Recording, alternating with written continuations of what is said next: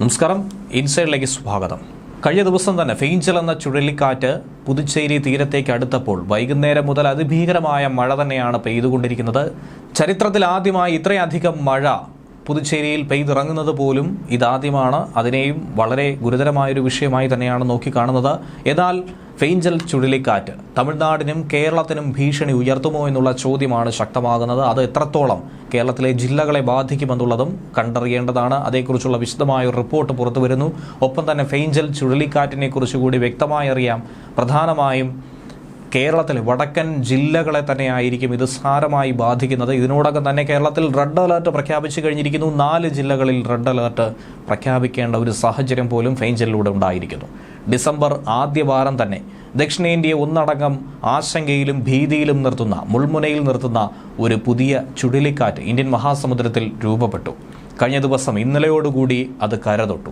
ഫെയ്ഞ്ചൽ എന്നാണ് ഈ ചുഴലിക്കാറ്റിന് പേരിട്ടിരിക്കുന്നത്. കേരളത്തിലും വലിയ തോതിൽ ഭീഷണി ഉയർത്തുന്നു. കേരളത്തിൽ അതിശക്തമായ മഴയ്ക്കുള്ള സാധ്യത പ്രവചിക്കപ്പെട്ടിരിക്കുന്നു. നാളെ റെഡ് അലേർട്ട് മലപ്പുറം, കോഴിക്കോട് ജില്ലകളിൽ പ്രഖ്യാപിച്ചിരിക്കുന്ന ഒരു സാധ്യതയുണ്ട്. ഒപ്പം തന്നെ 4 ജില്ലകളിലാണ് റെഡ് അലേർട്ട് മുന്നറിയിപ്പ് നൽകിയിരിക്കുന്നത്. ഇന്ന് 4ഇടത്ത് ഓറഞ്ച് അലേർട്ടുണ്ട്. അതിതീവ്ര മഴയ്ക്കുള്ള മുന്നറിയിപ്പ്, ഭീകരമായി തന്നെയുള്ള ഒരു സാധ്യത, അതൊക്കെ തന്നെ നോക്കിക്കാണുന്നു. ഫെയ്ഞ്ചൽ ചുഴലിക്കാറ്റ് ആഞ്ഞടിക്കുമ്പോഴാണ് സംസ്ഥാനത്തും കനത്ത മഴയ്ക്കുള്ള സാധ്യത ഉയരുന്നത്. ഡിസംബർ മാസത്തിന്റെ തുടക്കത്തിൽ തന്നെ തുലാവർഷം അതിശക്തമായേക്കുമെന്നുള്ള മുന്നറിയിപ്പാണ് നിലവിൽ നൽകിയിരിക്കുന്നത്.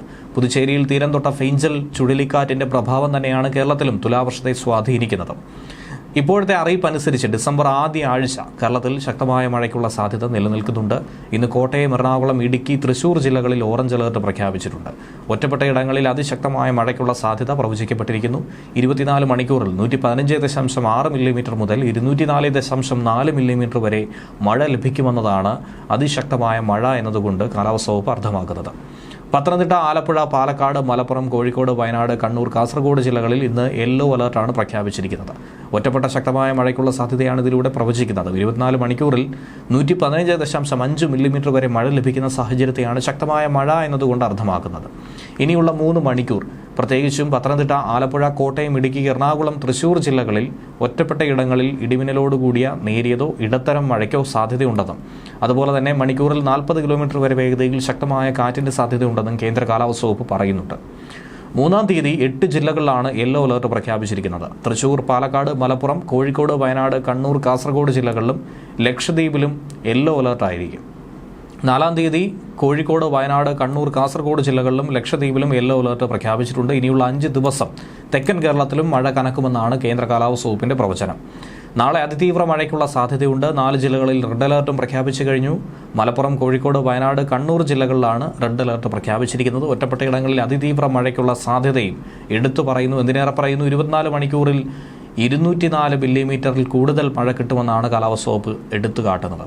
ചെന്നൈയിൽ പല മേഖലകളും നഗരങ്ങളും വെള്ളത്തിനടിയിലാകാൻ ഇത് കാരണമായി മാറിയിരിക്കുന്നു. പല ജില്ലകളും തമിഴ്നാട്ടിൽ അവധി പ്രഖ്യാപിച്ചിരിക്കുകയാണ്. അടിയന്തര സാഹചര്യങ്ങളെ നേരിടാനായി NDRF, SDRF സംഘങ്ങളെയും ദുരന്ത നിവാരണ സേനയും ഒക്കെ തന്നെ അവിടെ വിന്യസിച്ചിരിക്കുന്ന വാർത്തയും പുറത്തു വരികയാണ്. ദക്ഷിണേന്ത്യയെ ഭയപ്പെടുത്തുന്ന ഫെയ്ഞ്ചൽ ചുഴലിക്കാറ്റ് എന്താണെന്നും എന്തുകൊണ്ടായിരിക്കണം ഇതിനെ ഇത്രയധികം ഭയപ്പെടേണ്ടതെന്നും തമിഴ്നാട്, പുതുച്ചേരി, ആന്ധ്രാപ്രദേശ് എന്നീ സംസ്ഥാനങ്ങളെ ഇത്രയധികം കൂടുതലായി ഇത് ബാധിക്കാൻ കാരണമെന്ത് എന്നുള്ള കാര്യങ്ങൾ വിശദമായി തന്നെ പരിശോധിക്കാം. അത് ഏത് രീതിയിലാണ് കേരളത്തെ ബാധിക്കുന്നത് എന്നുകൂടി നോക്കിക്കാണാം. തീരദേശ ഗ്രാമങ്ങളിൽ നിന്നും ഇതിനോടകം തന്നെ ആളുകളെ മാറ്റി പാർപ്പിച്ചു കഴിഞ്ഞു. ഉഷ്ണമേഖലാ ചുഴലിക്കാറ്റാണ് ഇപ്പോൾ പ്രദേശത്ത് വീശിക്കൊണ്ടിരിക്കുന്ന ഈ ഫെയ്ഞ്ചൽ ചുഴലിക്കാറ്റ്. 90 കിലോമീറ്റർ വേഗതയിലായിരിക്കും ഇത് കരതൊടുക എന്നുള്ള മുന്നറിയിപ്പ് കഴിഞ്ഞ ദിവസം തന്നെ കേന്ദ്ര കാലാവസ്ഥാ വകുപ്പ് നൽകിയിരുന്നു. American national oceanic and atmospheric administration പറയുന്നത് അനുസരിച്ച് ഉഷ്ണമേഖലാ മേഖലയ്ക്ക് പുറത്ത് സംഭവിക്കുന്നവയാണ് ഉഷ്ണമേഖലാ ചുഴലിക്കാറ്റെന്ന് പറയുന്നത്. ഇടിമിന്നലും ശക്തമായ മഴയും ഇതുപോലുള്ള കാറ്റുകൾക്കൊപ്പം തന്നെ ഉണ്ടാകും. ചൂടുള്ള സമുദ്രജലത്തിൽ നിന്നും ബാഷ്പീകരിക്കപ്പെടുന്ന ജലബാഷ്പം ദ്രവജലമായി ഘനീഭവിക്കുമ്പോൾ പുറത്തുവരുന്ന ചൂടിൽ നിന്നാണ് ഈ ചുഴലിക്കാറ്റിന്റെ ഊർജ്ജത്തിന്റെ ഭൂരിഭാഗവും കിട്ടുന്നത്. ഇത്തവണ ഈ ചുഴലിക്കാറ്റിന് സൗദി അറേബ്യയാണ് ഫെയ്ഞ്ചൽ എന്ന പേരിട്ടത്.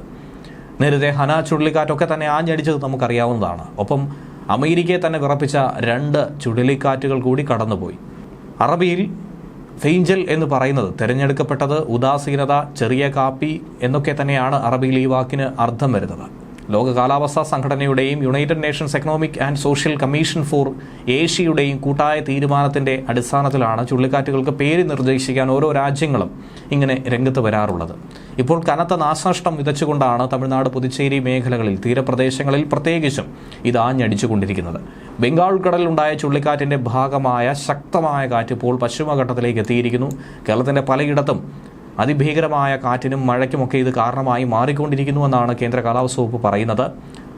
ശക്തി കുറഞ്ഞുകൊണ്ട് ഫെയ്ഞ്ചൽ ചുഴലിക്കാറ്റ് മംഗലാപുരത്തിനും കണ്ണൂരിനും ഇടയിലൂടെ കടന്നുപോയേക്കും. അങ്ങനെ വരുമ്പോഴാണ് കേരളത്തിലും വടക്കൻ ജില്ലകളിൽ പ്രത്യേകിച്ച് ശക്തമായ രീതിയിലുള്ള മഴ പെയ്തിറങ്ങാനുള്ള സാധ്യത വർദ്ധിക്കുന്നത്.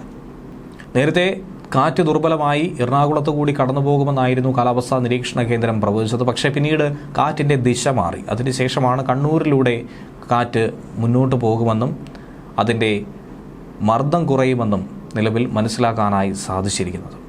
ഇന്ത്യക്ക് പുറമേ തന്നെ Bangladesh, Iran, Maldives, Myanmar, Oman, Pakistan, Qatar, Saudi Arabia, Sri Lanka, Thailand, UAE, Yemen തുടങ്ങി 13 രാജ്യങ്ങൾക്ക് ചുഴലിക്കാറ്റ് മുന്നറിയിപ്പുകൾ നൽകുന്നത് ഡൽഹിയിൽ പ്രവർത്തിക്കുന്ന സ്ഥാപനം തന്നെയാണ്, RSMC ആണ്. ഇന്ത്യൻ മഹാസമുദ്രത്തിലും ബംഗാൾ ഉൾക്കടലിലും അറബിക്കടലിലും രൂപമെടുക്കുന്ന ചുഴലിക്കാറ്റുകൾക്ക് ഈ രാജ്യങ്ങൾ തന്നെയാണ് അതുകൊണ്ട് തന്നെ പേര് നിർദ്ദേശിക്കുന്നത്. ന്യൂസ് ഡെസ്ക്, മലയാളി വാർത്ത ഇൻസൈഡ്.